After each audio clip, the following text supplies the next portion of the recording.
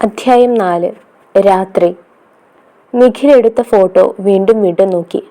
ഓരോ തവണയും നോക്കുമ്പോൾ അവൻ്റെ മനസ്സിൽ ഒരു വിചിത്രമായ ഭയം ഉയർന്നു.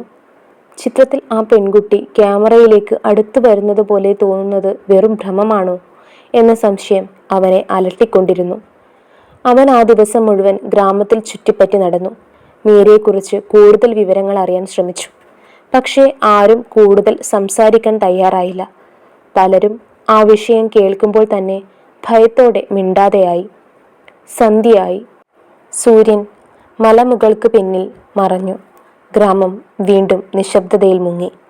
വീടുകളുടെ വാതിലുകൾ ഒന്നൊന്നായി അടയാൻ തുടങ്ങി. നിഖിൽ ലോഡ്ജിലേക്ക് മടങ്ങി. പക്ഷേ അവൻ്റെ മനസ്സിൽ ഒരേ ഒരു ചിന്ത: ആ വീട്ടിലേക്ക് വീണ്ടും പോകണം. സത്യം എന്താണെന്ന് കണ്ടെത്തണം, അവൻ സ്വയം പറഞ്ഞു. അന്ന് രാത്രി 10 മണിയോടെ അവൻ വീണ്ടും ക്യാമറയെടുത്തു. ലോഡ്ജിൽ നിന്ന് പതുക്കെ പുറത്തിറങ്ങി. ഗ്രാമം മുഴുവൻ ഉറങ്ങിക്കഴിഞ്ഞിരുന്നു.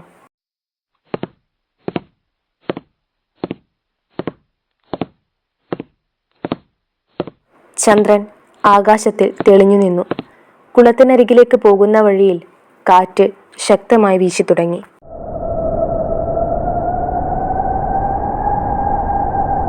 മരങ്ങളുടെ നിഴലുകൾ നിലത്ത് ഭയപ്പെടുത്തുന്ന രൂപങ്ങളുണ്ടാക്കി.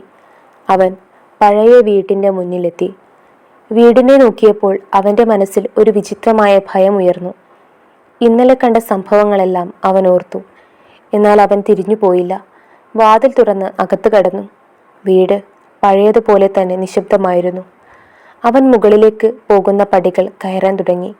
അപ്പോൾ മന്ദമായ ഒരു ശബ്ദം വീണ്ടും. നിഖിൽ. അവൻ നിശ്ചലനായി. ആ ശബ്ദം വളരെ വ്യക്തമായിരുന്നു. വീണ്ടും നിഖിൽ. ഈ തവണ അത് മുകളിലെ മുറിയിൽ നിന്നാണ് വന്നത്. നിഖിലിൻ്റെ ഹൃദയം വേഗത്തിൽ മിടിക്കാൻ തുടങ്ങി.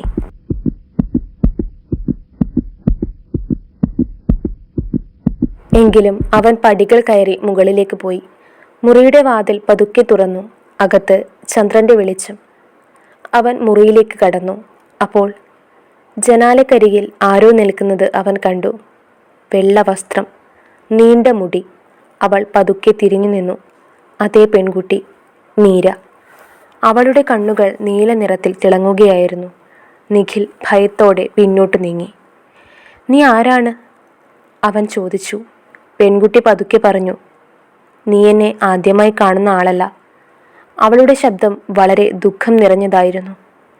"എനിക്ക് ഇവിടെ നിന്ന് പോകാൻ കഴിയുന്നില്ല," അവൾ പറഞ്ഞു. "എന്തുകൊണ്ട്?" നിഖിൽ ചോദിച്ചു.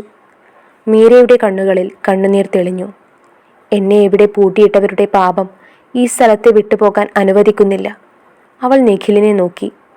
"എന്നെ സഹായിക്കാമോ?" നിഖിൽ എന്ത് പറയണമെന്നറിയാതെ നിന്നു. അപ്പോൾ അപ്രതീക്ഷിതമായി മുറിയിലെ വാതിൽ ശക്തമായി അടഞ്ഞു. കാറ്റ് ശക്തമായി വീശി. മുറിയിലെ വെളിച്ചം വിചിത്രമായി മാറി.